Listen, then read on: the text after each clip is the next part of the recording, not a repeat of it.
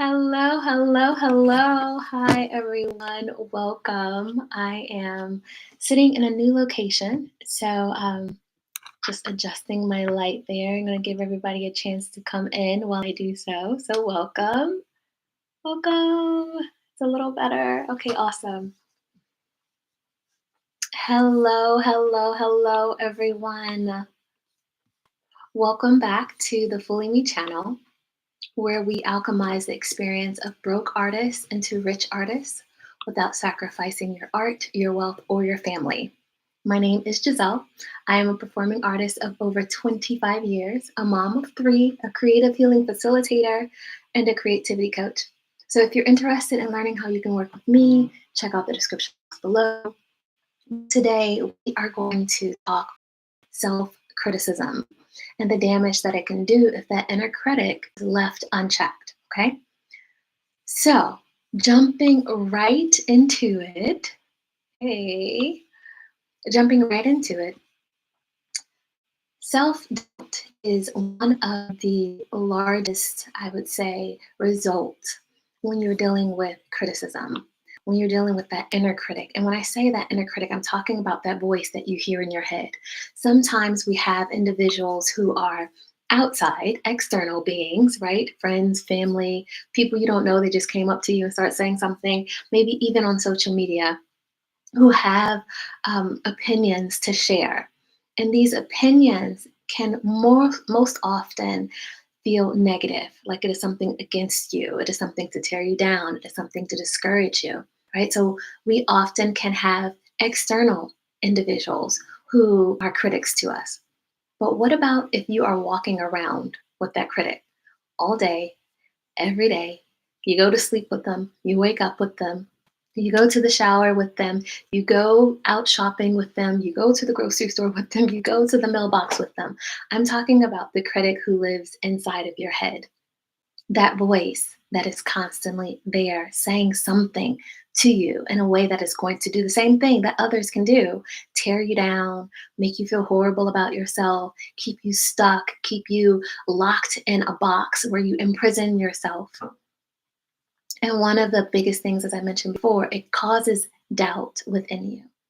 You begin to doubt yourself. You begin to doubt your abilities. You begin to doubt your artistic gifts.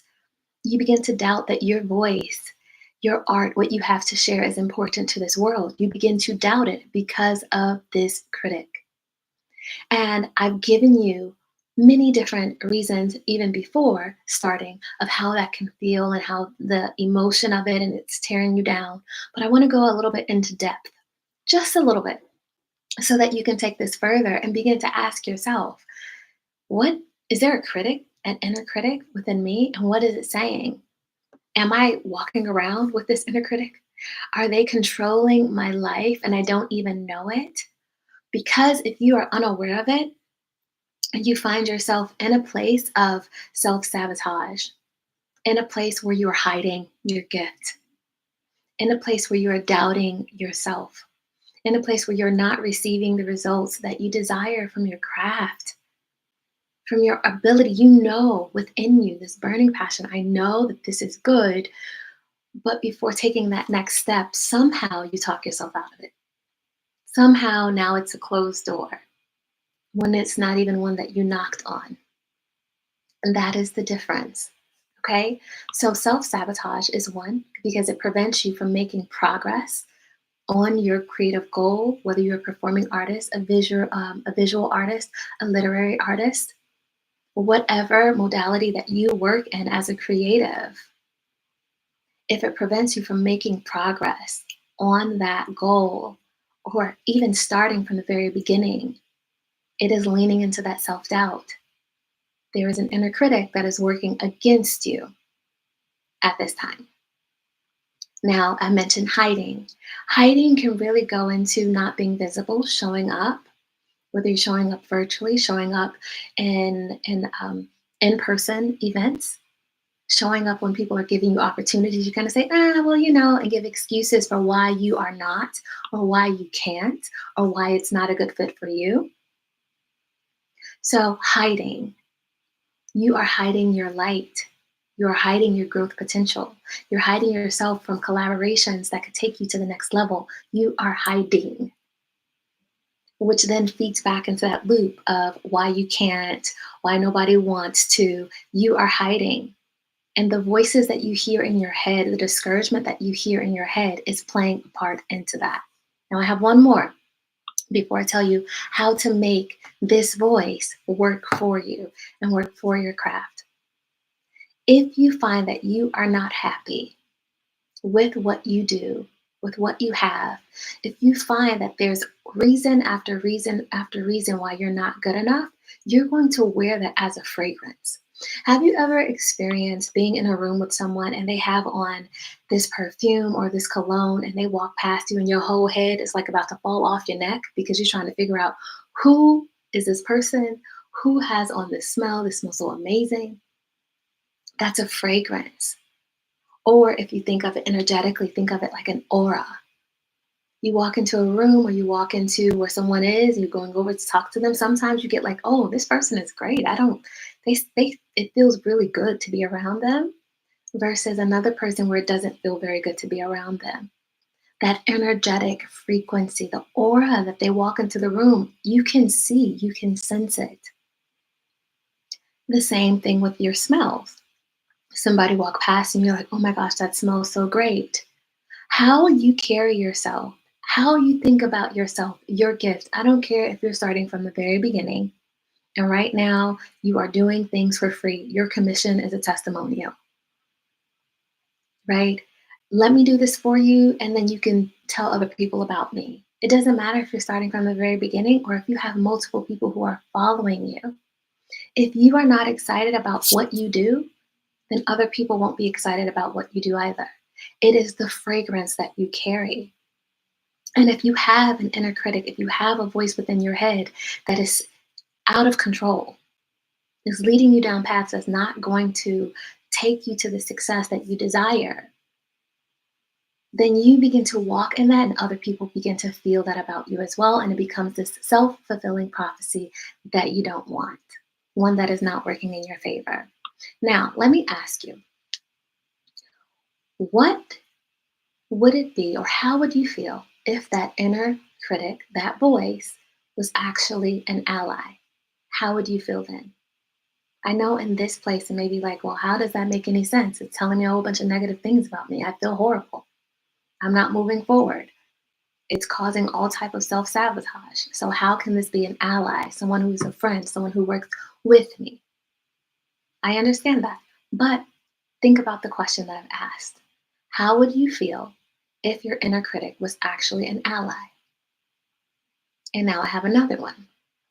What if the story being told about you could be changed in your favor? Because right now we talked about it seems like it's almost like an enemy, right? It's talking against you, it's tearing you down, and it's saying all these horrible things about you. And now it's becoming this repetitive cycle of negative things, feeling negative about yourself, receiving negative feedback. All of that thing is not working for you. But what if it could? What if it could? What if this critic could be an ally? What if you had like your best friend cheering you on every minute of the day? While you're sleeping, while you're walking down the street, while you're eating food, while you're getting dressed, while you're preparing to do your craft, while you're going into your artist lab to do some work on your next creative project, what if you had a cheerleader with you the entire time? What difference would that make in your life and in the progress that you're looking to see? So, journal about this. Take a moment longer. Pause this video when it's recorded. You can't pause it right now, but take a moment to really think about that. How would your life change if this inner voice that was in your head was actually your best friend or a cheerleader for you versus someone tearing you down? Okay? Now let me tell you why this is possible. And this is real life here, okay? Quite often, the voice that we hear in our head is not even ours. And that's freaky as heck. The voice that we hear in our head, that critic, often is not ours. Quite often, it is a voice of someone that we have heard or have experienced. who are saying something negative to us. Our experience of them is negative. Our relationship with them is negative, whether they're jealous, whether they don't see good in us, whether they don't have hope for us, whatever it may be. Sometimes it can be from childhood, sometimes it can be from a past friend, a schoolmate, sometimes it can be family, sometimes it can be someone that you were in a relationship with before or in a relationship now. Sometimes it can be a past coworker that we're constantly saying these negative things about you, but now think about, listen to the things that are being said. Almost like step away so that you can hear what is being said and whose voice does that sound like? Who would say those words to you? Who? Because more than likely, that voice did not originate with you. It may have been things that were said, but you took it on. You believed it. And because you believed it, it became a truth for you. So now this is the voice. This is the record that's playing in your head over and over and over again. And the more that you hear it, the more that you feel that negative emotional connection to it, the deeper the ties go. And I won't say that you can just brush it off immediately. Sometimes it takes some digging. Sometimes it takes working with a therapist or working with a coach, doing some journaling. Sometimes it takes some really going through that stuff and pulling out those things, those thoughts, those things that were buried, those memories that have housed this voice, to be able to see the truth in it, to be able to release yourself from it, to be able to detach it from your gift and your future. If you have a future that you see for yourself that is beautiful, that is big, that is amazing, more than likely it's probably going to be bigger than what you feel you are right now. And that is good. But we have to detach the thorns, anything that is sucking the life from that future of yours. We have to detach it. And quite often it can be old things that were said to you, about you, over you, in your presence, or something that you overheard. We have to release ourselves from those voices because those voices were not ours to begin with. Those voices were not yours to begin with, they were someone else's. And you can begin to tell a new story. So once you are able to understand, okay, whose voice is this? Is that the voice that I want to be listening to on repeat all day long, just having my ear? If not, how can I begin to detach from those voices? How can I begin to tear down that connection, to remove and unknot that connection or cut it out so that I can begin to supply my inner hearing, my spirit, my soul, my dreams, my future, my hopes with things that are in alignment to the greatness that I see for myself? Okay? Now, excuse me, there are times when that inner critic is saying things to us, and it is not necessarily someone else's voice. Sometimes it can be, but it's in a twisted way to keep you safe. Quite often in my study as expressive arts therapy and psychology, as well as in the performing arts, what I've come to learn, being able to combine the social sciences with the arts, understanding the mind health, the emotion health, all of that, is that we take on things and experiences and we hold it in our bodies.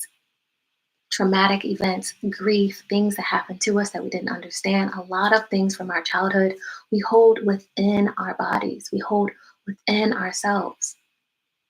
And so, say for instance, when you are a young girl or a young child, you were walking down the street and there was this dog that was much bigger than the fence.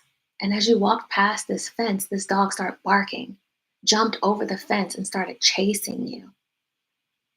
Maybe it bit you, maybe it didn't, but that left a mark within you. So now every time you walk past a dog, maybe you go over a friend's house and they have a dog, and the dog, for whatever reason, because you don't understand dog language, starts barking, whether it's excited to see you, it doesn't know who you are, whatever the reason, and you begin to freak out. You're like, oh my gosh, I'm a grown adult. Why am I still freaking out like this? Because it is lodged in your body. So now you avoid dogs. You don't want to be around people who have dogs, even if they're your friends, even if they're your family members. Why? You have these, anytime you see a dog, automatically it's almost this experience as if they have fangs and they're drooling and there's this big monster, even if there's this small poodle just barking. Why?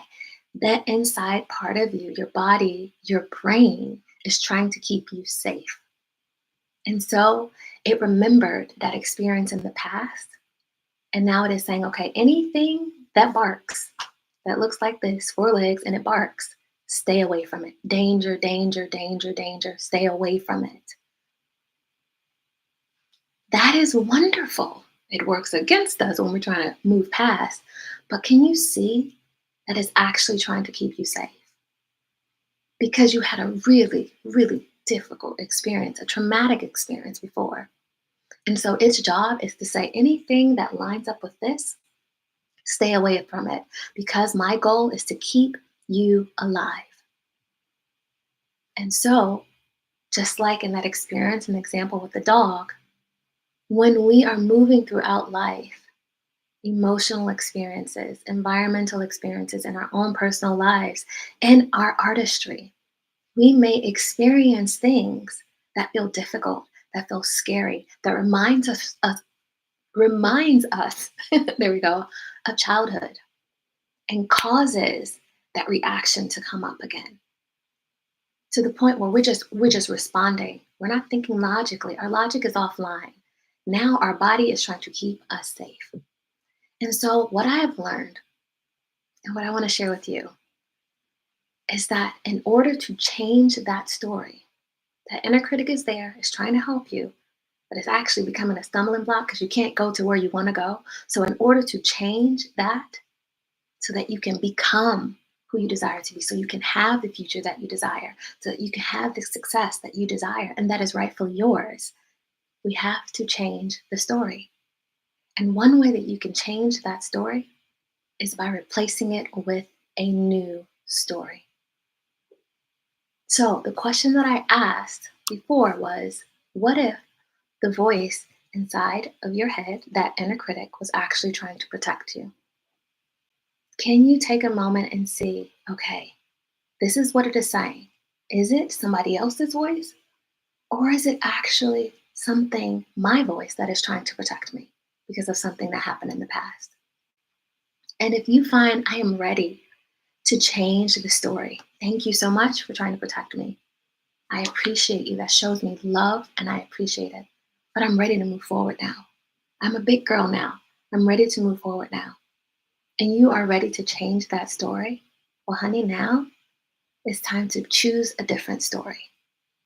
You understand why it was holding you back in the past, why it was trying to protect you. But now it's time to shift that story, to bring on a new one and to begin to walk into that. Does it happen overnight? No, it doesn't. But is it possible?